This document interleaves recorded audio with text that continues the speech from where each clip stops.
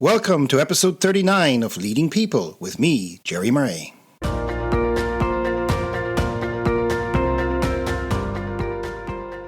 This episode is brought to you by Wide Circle, helping you make better talent decisions. To learn more, visit widecircle.eu. That's WIDECIRCLE.eu.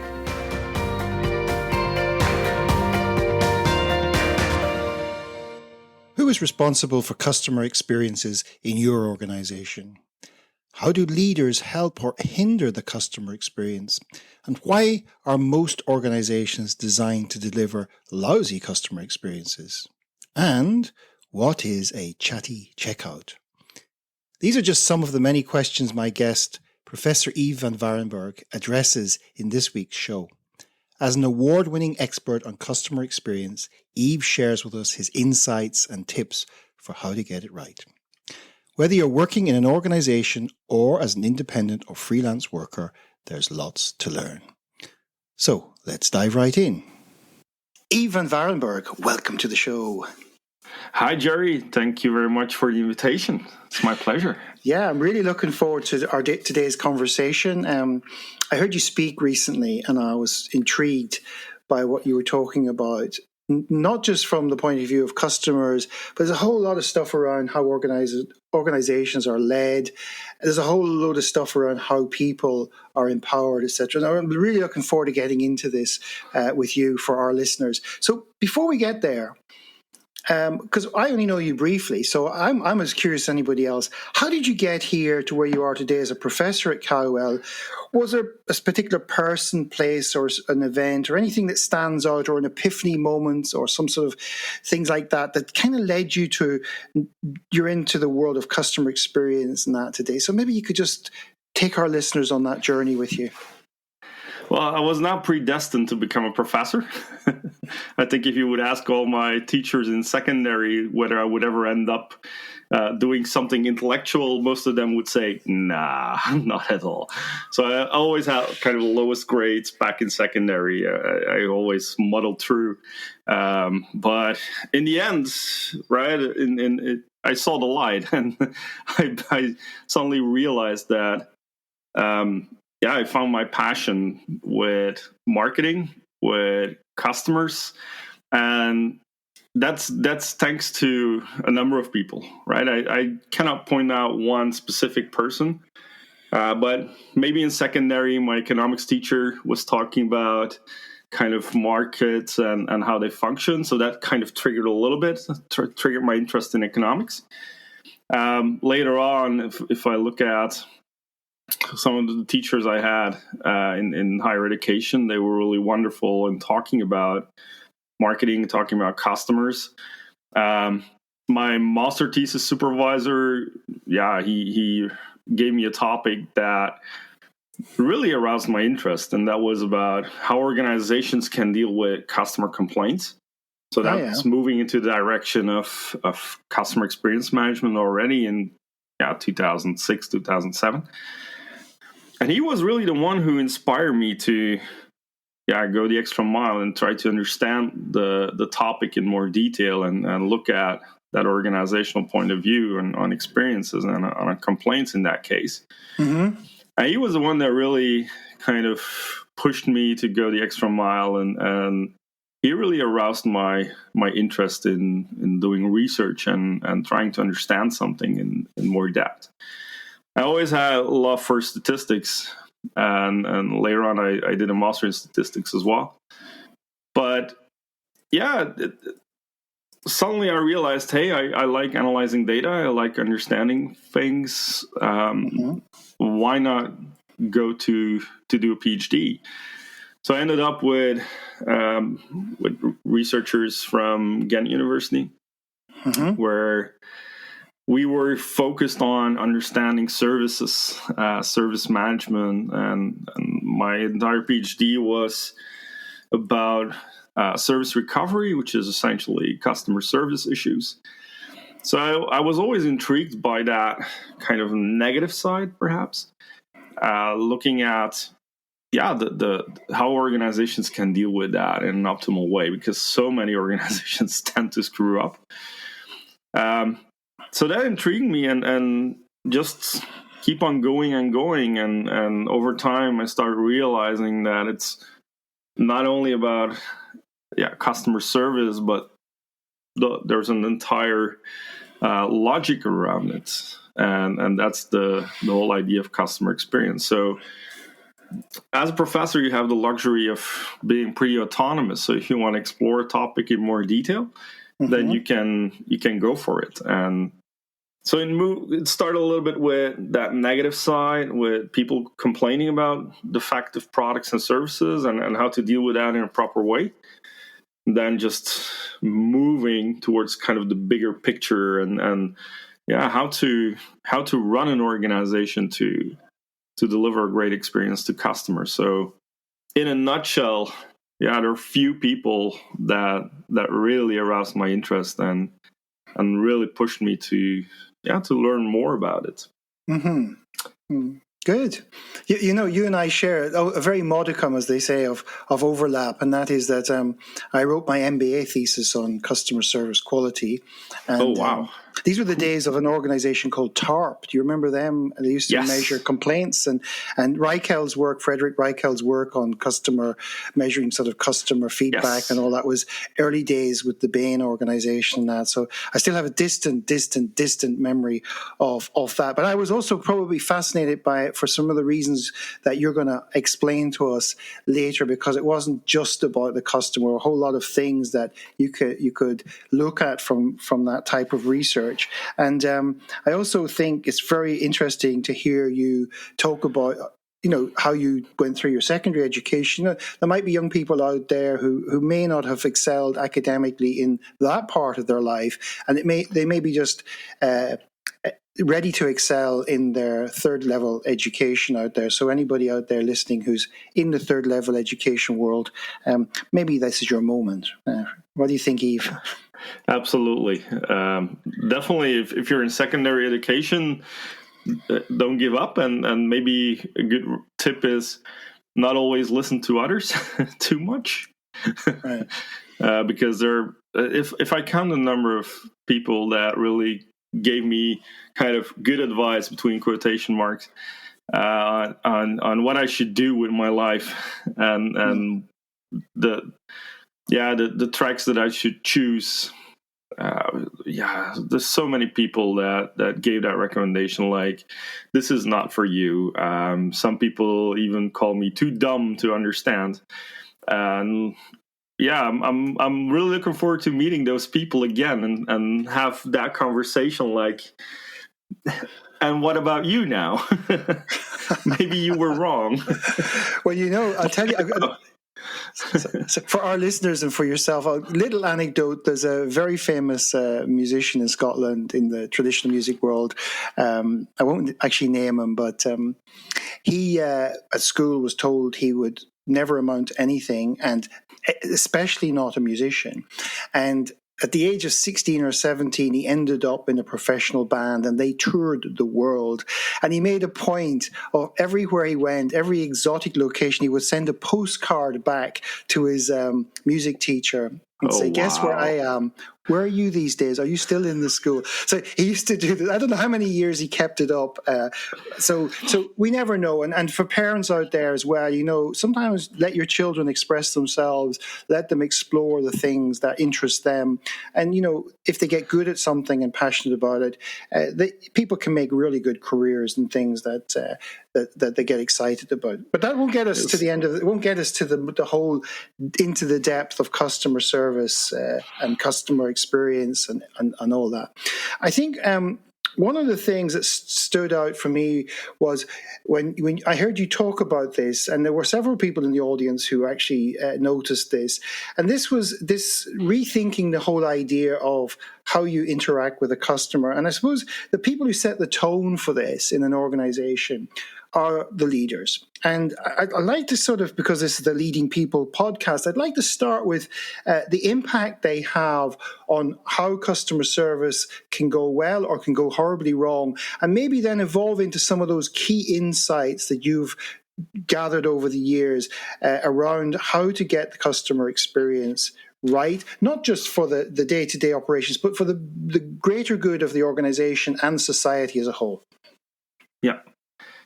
Leaders can have a huge impact, and it always starts at the top, in my view.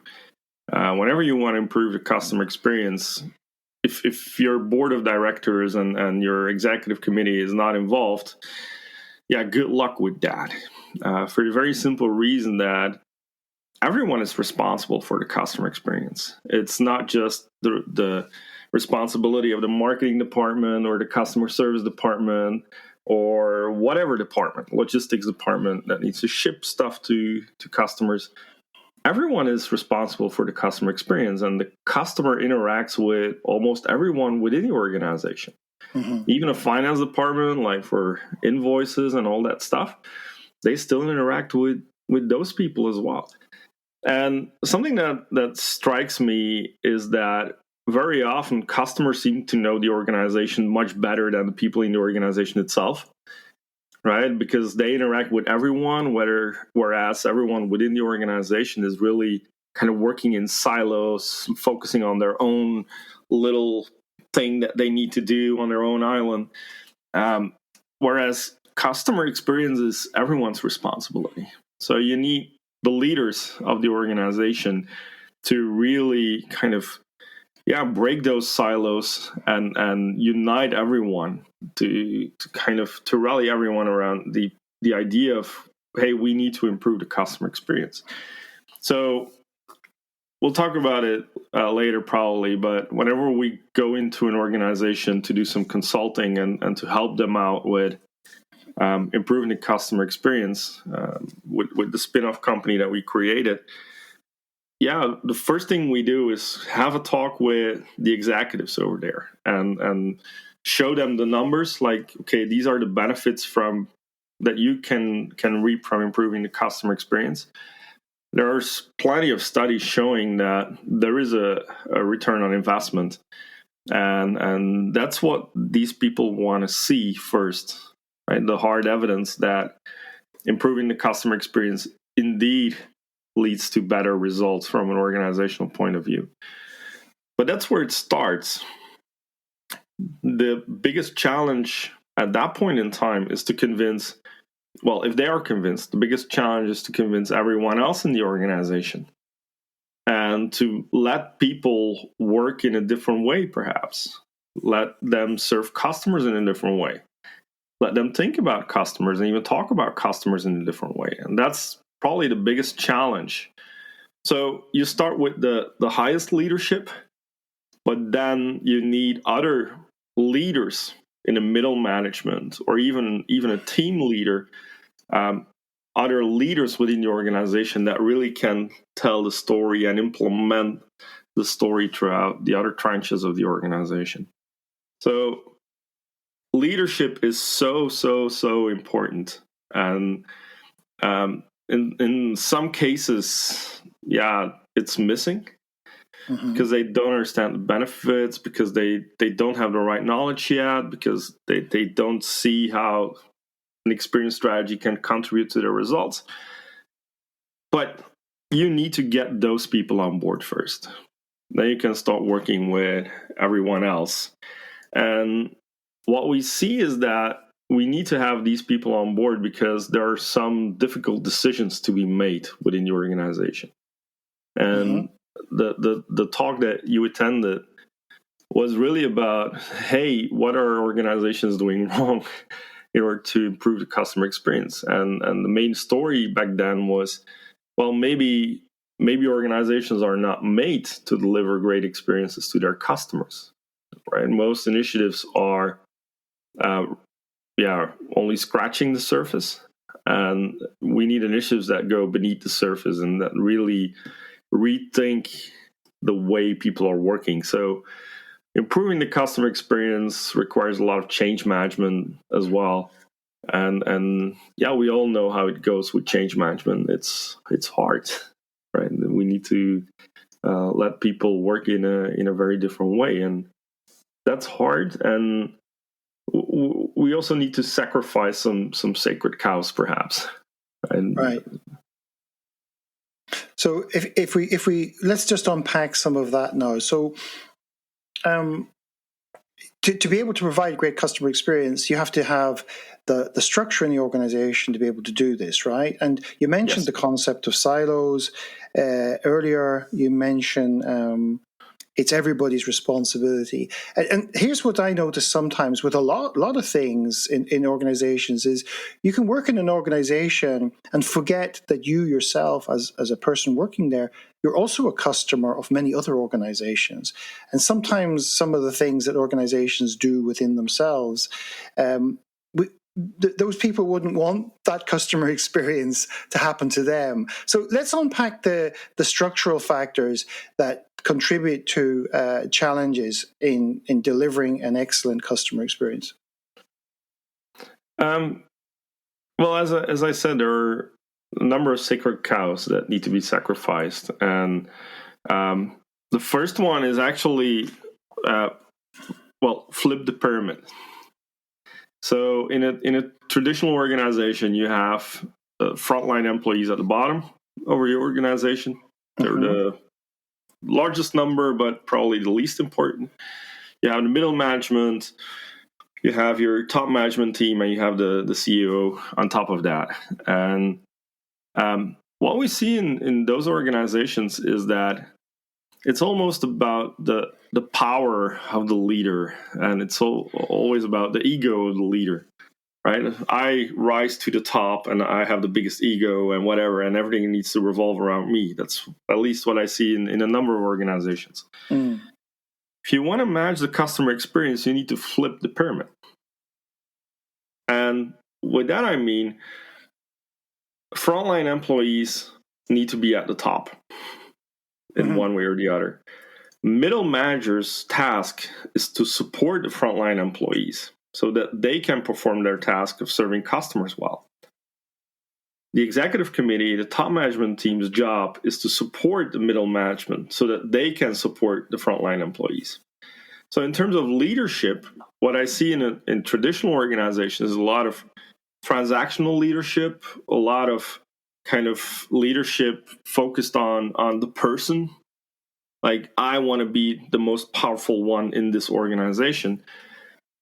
Whereas what we really need is actually servant leadership.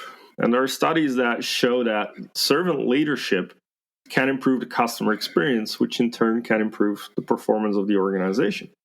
So what is servant leadership? Well, it's the moment that you say, as a leader, it's not about me. It's about the other person. And what can I do as a leader to support the people below me, right? To kind of, so they can do their job better, so that they can grow as a person as well. And once you adopt that mindset, or once organizations adopt that mindset, we see that these organizations are becoming better and better and better. So it starts with being customer-centric. And a nice sign of customer centricity is, okay, how much value do we attach to your frontline employees? And I always use a very simple task for it. Whenever I'm in a boardroom and I give people a dilemma, and I tell them, imagine that your laptop breaks down. You're the CEO. Imagine that your laptop breaks down. And at the same time, a laptop from a frontline employee breaks down. So both laptops arrive at the same time at the IT department to get fixed. Whose laptop is going to be fixed first? Is it the one from the frontline employee or from the CEO? What do you think?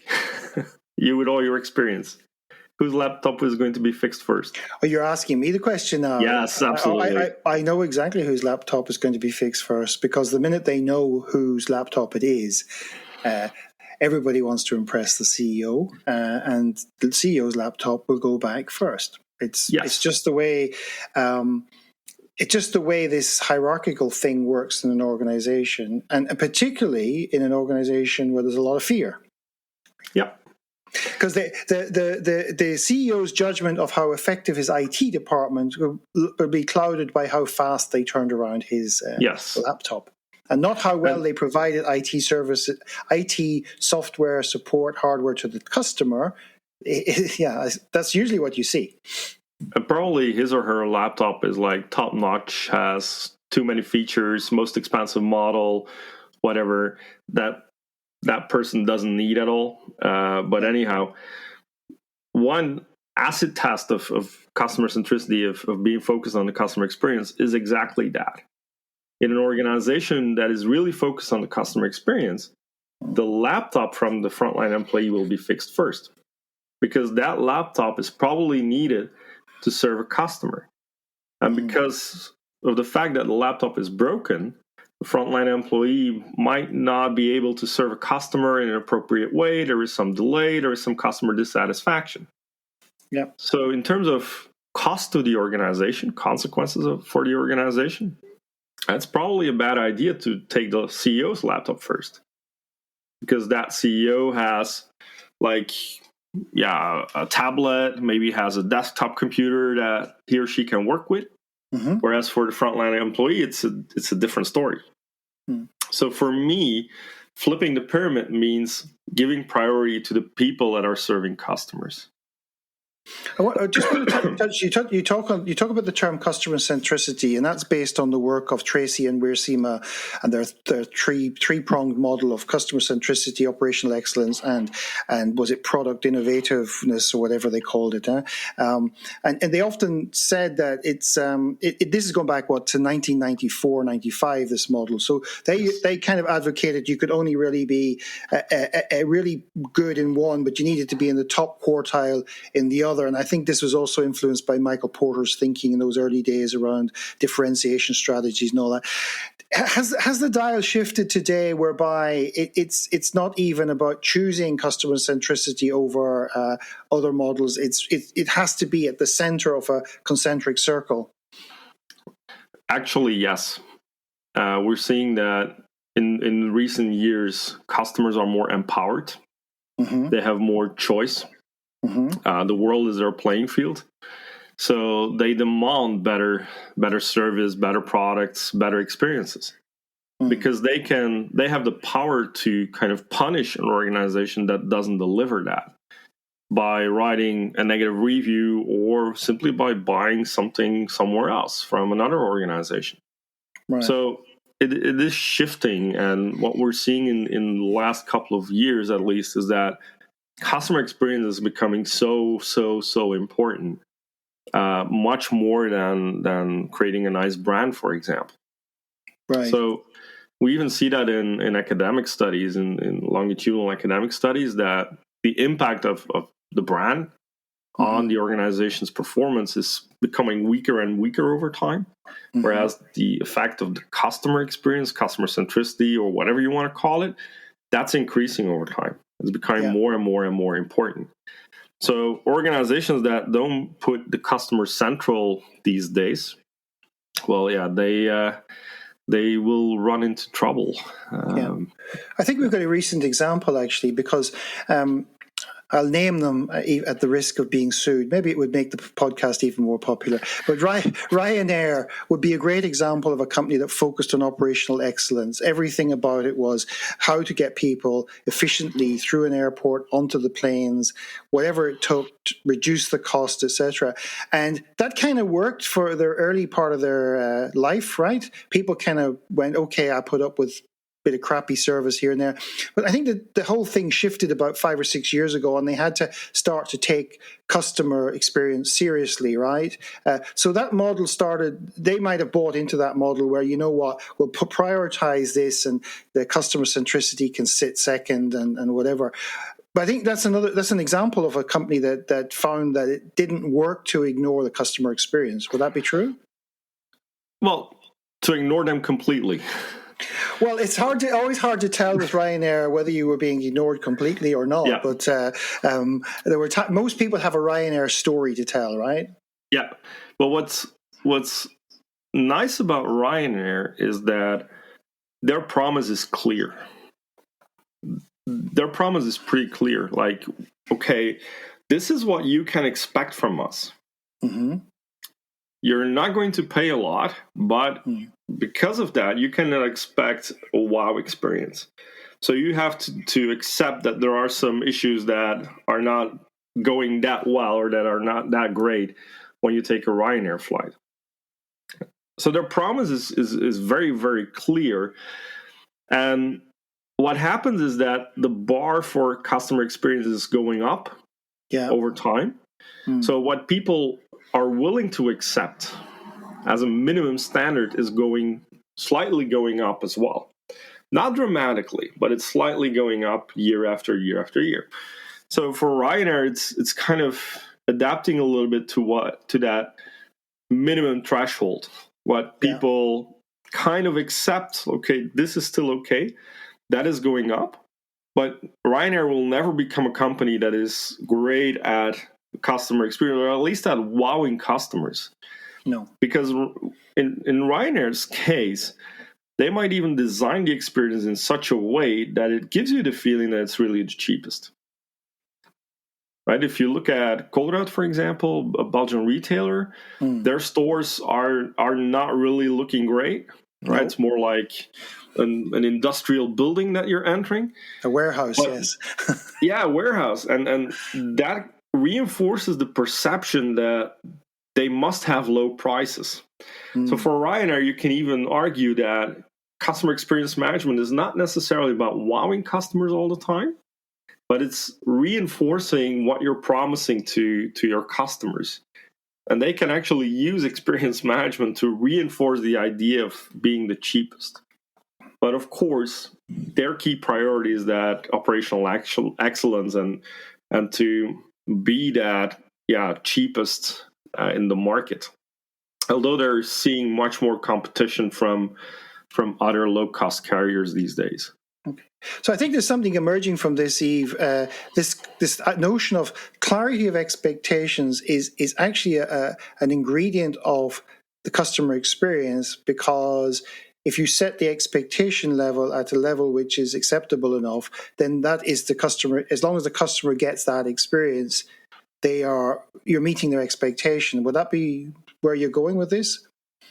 Well, yeah, it's all about understanding customers, and expectations is one thing. It's a very important thing, but it's essentially about understanding your customers. What do your customers want in essence? What are they looking for? What are the problems that they're facing in their lives? And how can we as an organization address that problem? And how can we do that in a different way? How can we design a product or service and create an experience around it so that the problem is resolved? Right? And there's a famous saying in marketing is you don't buy a power drill, you buy a hole in the wall. Yeah. I don't know whether you know it. I know it. Yes, I know that. That was who was it that came up with that? Now, I think it was Levitt. Levitt, yeah, Theodore Levitt, yeah. But if you think about it, who in his right mind takes a power drill, drills a hole in the wall, and says, "Wow, look at a hole in the wall"? Yes. Nobody, right? Partner comes into the room and says, "Oh my God, there's a hole in the wall," and he or she's going, "Yeah, look what I got, this new toy. I put a hole in the wall." Yeah. The power drill is just a tool. The hole in the wall is just a tool to create kind of experience with a customer, because you want to hang a painting or whatever to your wall. But the same problem can be solved in different ways as well. And that's what TISA did with these adhesives, these fixes. Yeah. You can just put on the wall and then you can attach a painting to it. It's a different experience that solves the same problem in a better way. So understanding customers and customers' problems is so important. And being able to discuss, bringing it back to the leadership, being able to discuss problems that customers have is already a first step, I would say, to kind of improve the customer experience. I know organizations, some months ago, I went to an organization and I started talking about problems. Okay, what are the problems that your customers experience? I believe it was a CTO or the CEO that says, we don't have problems in this company. We don't talk about problems. Like, maybe that's your first problem. Yes. So being able to talk about the negative and talk about issues that people might have or problems that people might have is already a first step. Okay. I want to get to a topic. So we've talked about customer centricity. I want to go to something that I think is slightly bigger, and that is this notion of human centricity. And because when I heard you talk, you talked a lot about the human being in all of this. And I mean, customers are human beings, right? Yes. As far as we know. So far as we know, yeah. Yes. Well, for the moment, I don't think robots are buying anything on their own. So that's it's always a good sign that the humans are still in control of the technology. And on the other hand, it's human to human that makes the customer experience in many cases. Okay, there's technologies and processes and that. So tell me and our listeners about the role that, looking into your organization and the people, is some of the things companies do to limit that ability of the employee, that human being, to actually give that amazing service or that amazing experience to a customer. So let's unpack that internal stuff now around this. Yes.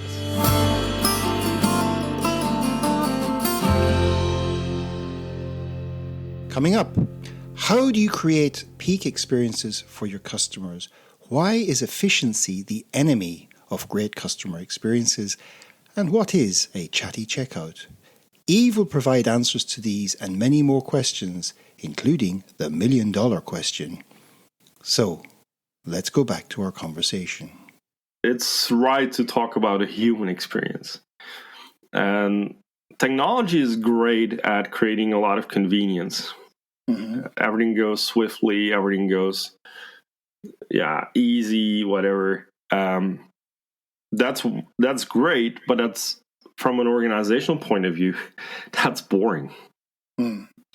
Customers find this boring. And we know from a lot of research that in an experience, not every experience should be wow. Not every interaction with a company should be wow. But at least you need to have some peak experiences. Right. If you have multiple interactions with an organization, you need to have some peak experiences, and the last experience with the organization should also be like a high. But those peak experiences are rarely created with technology. And whenever we research this, whenever we talk with people, with customers about their experiences, very often it's about, what people remember is something that was wrong and got fixed well, or something that an employee did one way or the other that really creates something memorable. And that's something that I see these days, is that people are too focused on that technology. They're too focused on efficiency as well. Everything needs to go rapidly. If you're reaching out to a contact center, it feels like you are bothering them, right? Because they need to get you off the phone as quickly as possible so that they can go to the next customer on the line and all that stuff. Is that a smart thing to do? And what people remember typically is, wow, that employee took time to help me out. That employee really went the extra mile for me. That employee did something against the organization's guidelines.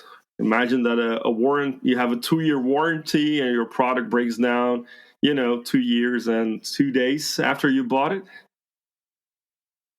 From an organizational point of view, well, bad for you, but we're not resolving the issue.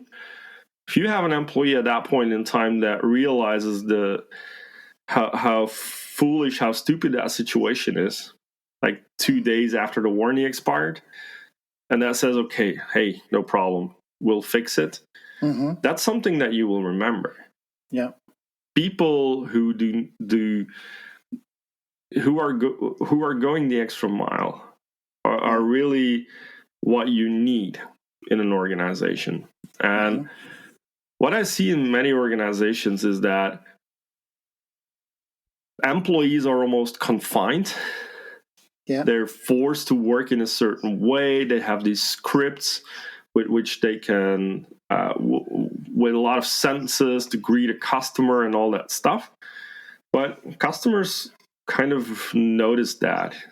They notice that the organization is maybe a little bit too efficient, is maybe kind of, not taking into account that the customer really wants something.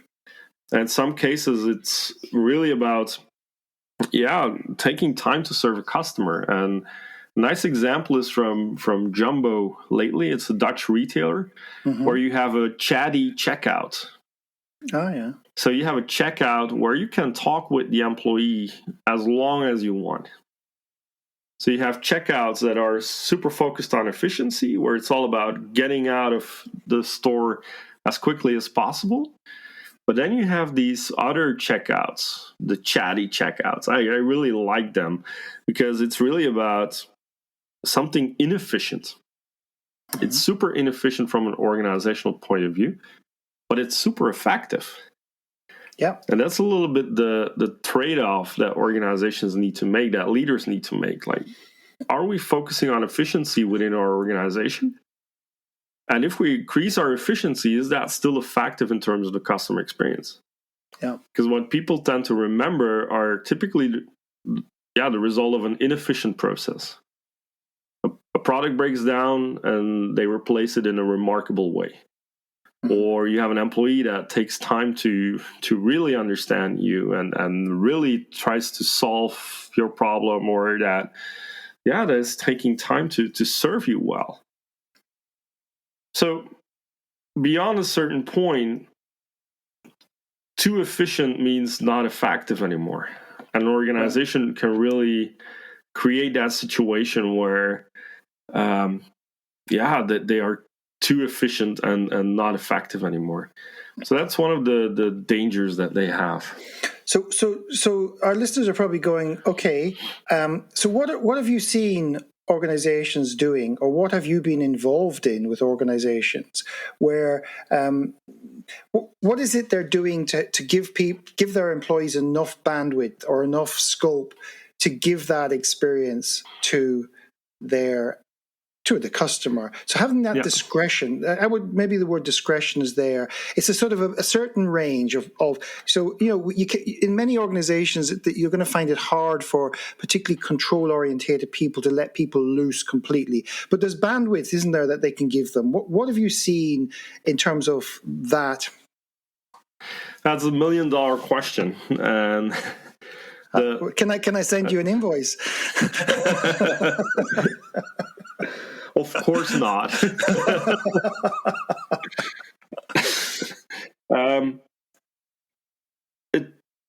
The $1 million word is not discretion. The $1 million word is trust. Ah, okay. And control is easy. We have our Excel sheet with performance reviews of our employees. We have our Excel sheets with surveys from customers that we can link to certain employees, and then we can use that to control them. That's easy. And the problem is, it's bad. Because once you start controlling people, they do what you measure. They don't do what is good for the organization. They do what you measure. And they make it seem like they're doing the right thing. I'm going to give you one example from a company that I consulted, and it was a contact center. And whenever there were long waiting times, right? The employee gets this information on the screen, right? Yeah. There are so many callers, right? And they're waiting for that long already. So whenever they saw an increase in the number of people trying to reach the contact center, they also noticed that, every call is logged. Every call has a certain tag to it. Like, this was the kind of call, or this was what the customer was asking for, and so on. So they noticed if the waiting time goes up, that a certain number or certain category went up as well. A certain category was ticked much more often, and that was the no specific question category. Ah. Because the employees realized that if we hit this button, if we label this phone call as no specific question, then no survey is sent out to the customer. Long waiting lines out of the employee's control. Mm-hmm. No survey, and they are rewarded based on the survey. They're rewarded based on the scores. So they do what is measured. They make it seem like they're working well. On the opposite, if you establish a culture based on trust, and again, that's a super hard thing to do, what we see is that people do what is expected from them, and they even do more. They even go the extra mile. So how do you get there? How do you move from that control-oriented environment to a trust-oriented environment? That's where the leadership kicks in again. Right. You need to have the right people within the organization. And one manager that I worked with really put it brilliantly.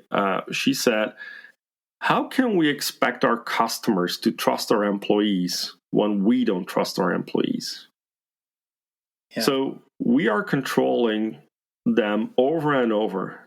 I believe those employees had 38 KPIs, which is 38. I mean, how do they keep track of their brain? The brain can't process that much information at one time. Absolutely. So what we said, okay, every Friday they had a performance review, and the employees were calling it Bloody Friday because they know like all numbers will be red. Regardless of what we do, all numbers will be red. Because a lot of that performance is simply caused by the system, and the employee is like powerless within the system. So we went in and we told the leaders over there, like, get rid of those 38 KPIs. Only focus on a number of them. What are the most important ones here? Mm-hmm. How do these 38 correlate with each other? Mm-hmm. And we found out that some were negatively correlated. All right. So if one goes up, the other goes down. So employees needed to make a choice between those. So focus on the 4 or 5 most important ones. And whenever you have that Bloody Friday, right, get rid of the Bloody Friday. Don't go over the numbers on a Friday, right? And everyone leaves depressed, goes into the weekend depressed. Focus on, okay, what can we do so that you can serve the customer better? So flip it around.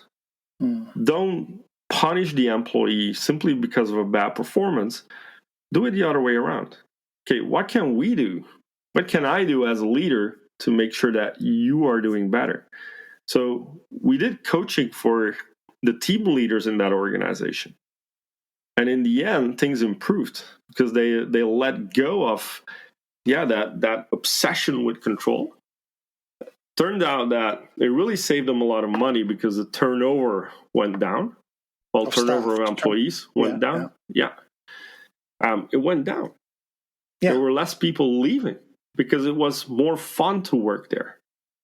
So less training, less recruitment costs, lots of things that actually affect the bottom line. I know few things that are so expensive as recruitment from an organizational point of view. Yeah. So if you can avoid that by creating a culture where people are supported, and again, that's where the leader kicks in. Like, as a leader, ask yourself a question: what can I do so that my employee becomes better? Most leaders I know, many managers I know, are more about what can my employee do so that I can become better. Yeah. What if you flip it around? What if you ask a question, what can I do so that my employee becomes better? And the thing is, if the employee becomes better, you become better as well.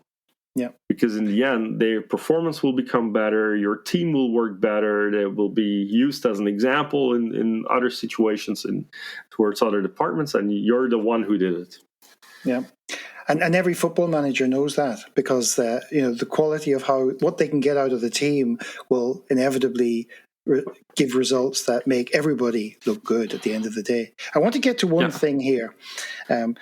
Tell our listeners about Calepa. And it's a lot more than just an exotic fruit. So tell us about Calepa and how it came to be. And actually tell us about some of the things it means. And you guys are busy with this, a couple of years now you've had this spin-off from the university, and you're doing a lot of good work with it. Tell our listeners about that.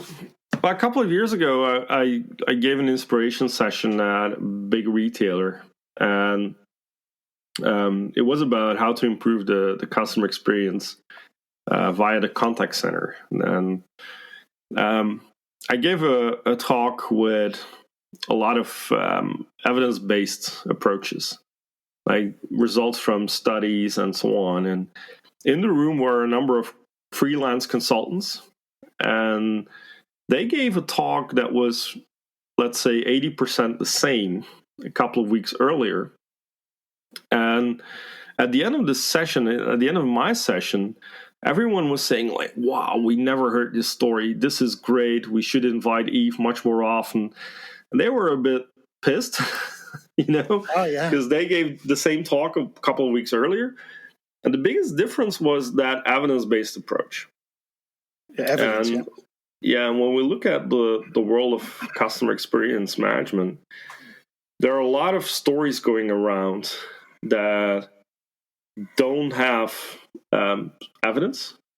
It's someone's gut feeling, that are not supported, that are not true in some cases. And we felt like, hey, there's a big problem here. So the consultants reached out to me and they said, like, can we talk? Because you were talking about a lot of studies, and we would like to see those studies. Mm-hmm. And in the end, it turned out that, well, academia is a pretty closed community, right? It's hard to get in. Mm-hmm. It's a specific language. A scientific paper doesn't read that smoothly. But there's a lot of knowledge in the academic circles that, well, didn't find its way into practice, despite being super relevant in some cases. Mm-hmm. Right? Because a typical academic study is, hey, we do an experiment. This is a standard situation. This is a novel approach. And we see what works best. So we have the evidence that one works better than the other. So a lot of that knowledge didn't find its way into practice. And we all felt the need, like, okay, we need to do something about this. We need to make sure that leaders get the right information and work with the right tools at hand, and that they're focused on the right things and not focusing on the latest fad, right? Because that won't bring them anywhere.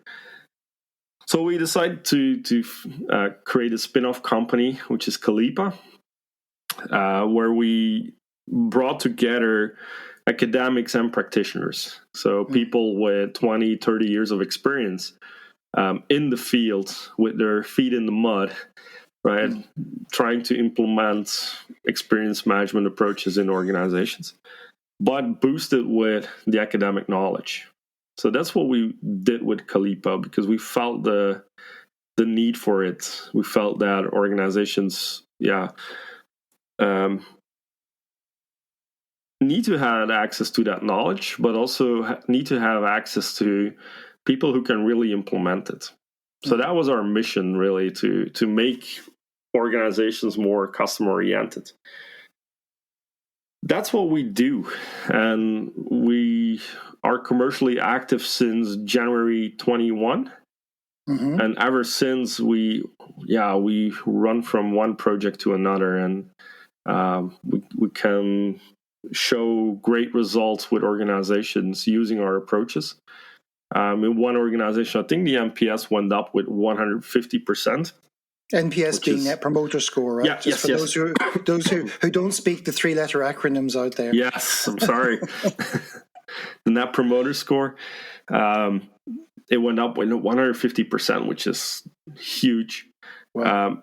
Simply because we use the evidence and rely on the evidence to implement customer experience. So we felt that there's really need for companies like this, and the time is now to invest in customer experience. We feel that, as I mentioned in the beginning of the podcast, organizations that are not investing in the customer experience these days might run the risk of lagging behind and never catching up. Might run the risk of losing a lot of customers.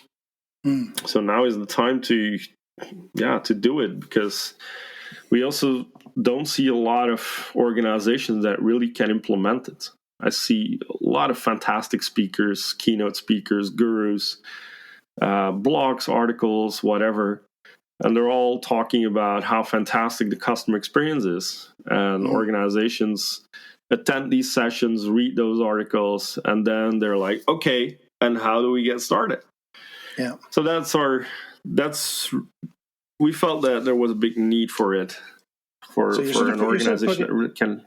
Yeah. Yes. You're sort of putting the how into it all, aren't you? Yes, absolutely. And again, we focus on, every tranche of the organization, every layer of the organization, from top management team to people who really deal with customers on a daily basis. Everyone needs to be on board. So we look at the strategy, we look at the tactics, we look at the operations, just to have it all. And that's what makes it so hard, and that's what makes it really so difficult. Yeah. Well, I'm a big fan of the evidence-based approach. We're trying to use as much data as we can in the human resource space, and where biases and all sorts of crazy stuff get in the way of good decision making. And at the end of the day, you mentioned recruitment being very costly earlier. Yeah, we're working with organizations to help them improve that process so that they reduce those costs, they keep more of their people and that. But I want to ask you about one last thing, and that is the experience. This is the experience I had in a little city or little town called Mechelen, not far from, just north of Brussels. And I was there recently, and I was looking for somewhere to go for dinner with my wife. And we came across this restaurant called the 10 Geboden, which in Dutch means the 10 Commandments. And it said, pay what you want.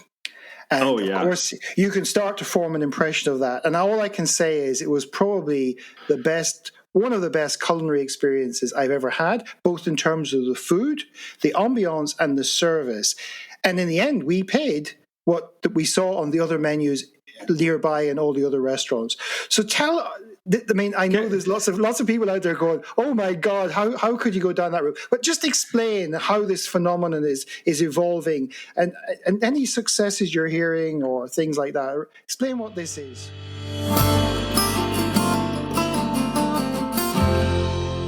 In the final few minutes, Yves explains how the concept of pay what you want can contribute to great customer experiences.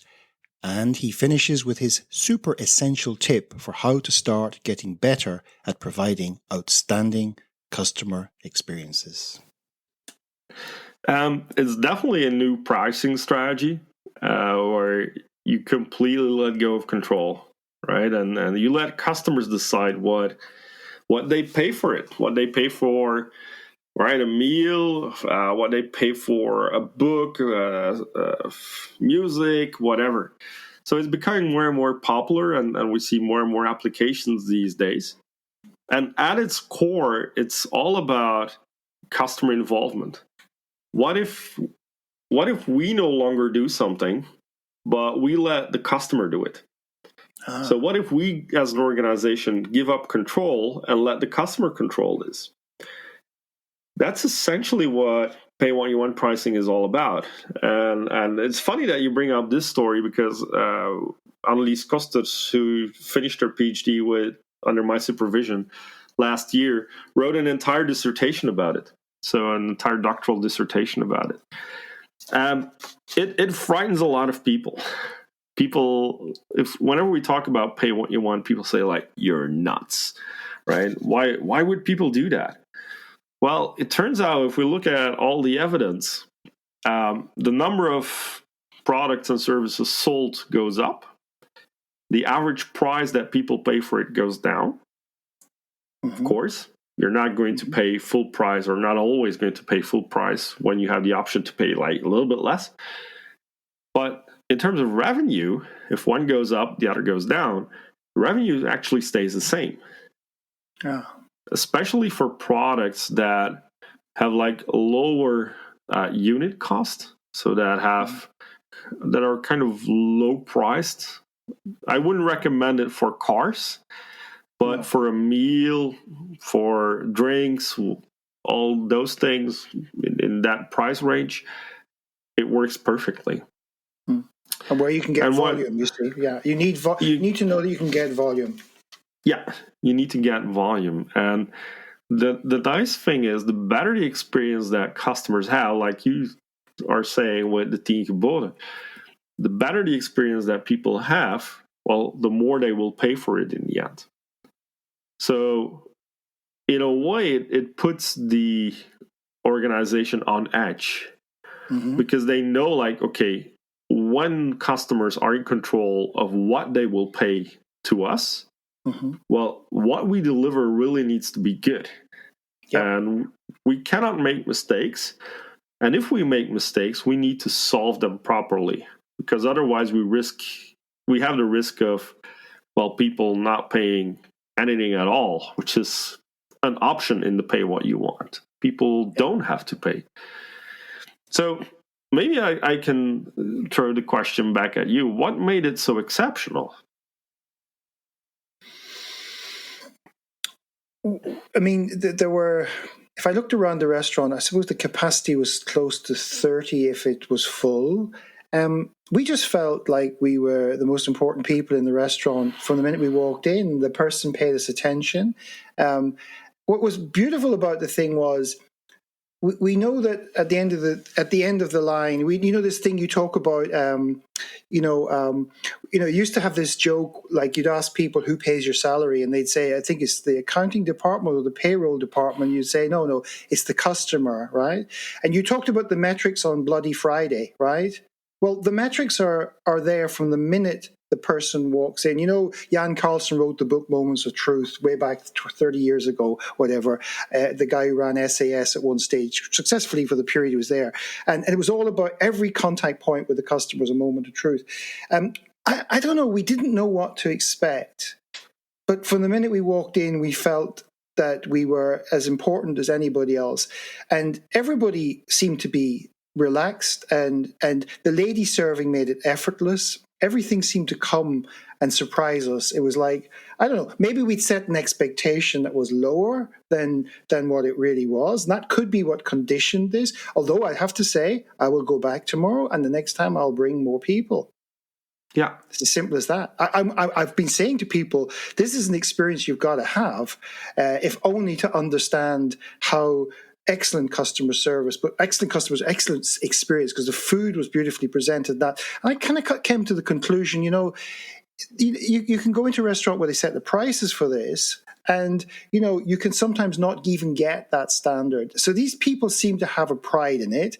Then I found out that it belongs to a guy who has more established restaurant, brewery, hotel and that, but he's taken this on as a social enterprise for people who may not be able to afford to buy a nice meal all the time, but he seems to be thinking way ahead of himself in that way. If I read and believe and trust what he wrote in the narrative around the idea behind the restaurant, I hope it succeeds. I think it's an excellent concept. Yeah, and as you mentioned, it's about expectations. It could be that your next experience is actually worse than the current one, simply because your expectations are higher. That wouldn't surprise me, because that's how our brains work, right? They often set expectations higher. But maybe there's a sort of reliability factor. Let's hope that the reliability factor is there the next time I go. It was just that I think I came across this concept. Was it on your Kilipa? Did you mention it on the website? It was just coincided with me having this own personal experience of this. And I thought I'd ask you about it. I've read mixed reviews on it, and there are lots of different models, from restaurants buying up, fruit and veg, and that would normally get thrown away, but but serving it up immediately, or people coming in and washing up in the kitchen, or sort of, that's taking it to other levels. But I just thought it was quite a cool thing, and I was curious to get your viewpoint on it. Yeah, it's a nice example of giving up control as an organization. And if you want to improve the customer experience, less control is typically better. Yeah. Because in this case, it puts the employees on edge. It puts the chef on edge to really deliver something and to really work for the money. So that, and they are typically doing it, right? So it's a nice concept, and it's a nice example that organizations need to let it go, right? Let go of control and trust that everything will be all right in the end. Yeah, and I guess there's that's an extreme, and from where we started with the organization that controls everything, there's a happy middle ground somewhere there, isn't there? Yep. Which a lot of organizations, even if they start to loosen control rather than giving it up, increasing trust will probably make a lot of progress in what kind of customer experience they create. It shouldn't end up in a complete anarchy, but some level of control is needed. But it's, if you talk about metrics, it's how you deal with the metrics that's really important. Whether you really put it in the employee's face, or whether you really use it to develop the employee and ask yourself the question, okay, what can I do to make that employee better? Right? So flipping it around and being less control-oriented and more developmental-oriented or service-oriented as a leader yourself is so important these days. Okay. So a couple of tips to leave our listeners with, things that they could start to explore immediately. So whether they're running a business themselves, working in a position of authority, or even just coming in and consulting in that, what's something that people could start to either just pay attention to or start to do immediately after this, listening to this conversation? Well, the number one thing that I would recommend is write a customer experience statement. Think about, okay, what is the experience that our customers should have? Yeah. Right? We want our customers to feel this and this and this, right? 3 words, 4 words, for example. We want them to feel comfortable. We want them to feel inspired. We want them to feel taken care of, something like that. Start with writing down what you want that customer's experience. Because in the end, that's what the organization should be built around. And if you look at a traditional business plan, you need to write about how you're going to finance the business. You need to write about what the brand will be like, how you're going to market the business. But you never write about how will you make your customers feel. What is the customer experience that you are going to deliver? So take a moment, take some time to really reflect on this. What do we want our customers to feel? And then assess, okay, to what extent do they really feel this? Yeah. Right, and then use that as a guideline to improve everything else within the organization, to recruit employees even. We need to recruit employees that are able to make people feel comfortable. Yeah. We need to change systems perhaps in order to make people feel comfortable and so on. So maybe it's only one tip, but it's really a super essential one, and it's something that we always do whenever we enter one of our clients with Kalipa. Let's write a customer experience statement. How do we want our customers to feel? And use that as a guideline, use that as a baseline for really improving the customer experience. Because I see many organizations like, we want to improve the customer experience. If you ask them, what should the customer experience be like? Okay, we want them to be satisfied. Yeah, maybe that's not enough. That's not concrete enough. That's too vague. So try to come up with a statement, 3-4 words perhaps. How do you want to make your customers feel? Yeah. And are we getting there? Are we really doing that? And what is needed to make customers feel that, or make customers feel those emotions, experience what you intend. So maybe it's only one, but it's really powerful. I suspect it might take more than a few minutes to do that in many organizations. There might have to be a lot of conversations, and then you might have to test it with some evidence to see what the gaps are. Typically, whenever we do this exercise, we always say like, it takes 2 or 3 workshops, like half-day workshops. And they're always laughing like, oh, no, come on, we can do this in one. And then after one workshop, they're like, okay, we understand why you want us to do it in 2 or 3 workshops, because it takes much more time than they anticipate. And it's so fundamental that it needs to be done right. Yeah. On that wonderful note, I'm going to put some links in the show notes. How can people reach out to you, Yves? LinkedIn, or do you have other preferences? Or Well, let's connect via LinkedIn. You can always send me an email. My email address is on the internet as well. So, feel free to reach out, and I'll be happy to connect. Okay, well, on that note, thanks for sharing your insights, your tips, and your extensive wisdom about the customer experience with our listeners today, and wishing you lots of success with Kalipa and everything else that comes along in the future. Thank you very much. My pleasure to be here. Thank you for tuning in to this week's episode. You will find details of what we covered in the show with links, etc. in the show notes. Please share your key takeaways from today's guest and let your friends and colleagues know about the podcast. Oh, and if there's a particular author or leading thinker you'd like me to interview, just get in touch and I'll do my best to get them on the show. This episode was brought to you by Wide Circle, helping you make better talent decisions. To learn more, visit widecircle.eu. That's WIDECIRCLE.eu. Until next time.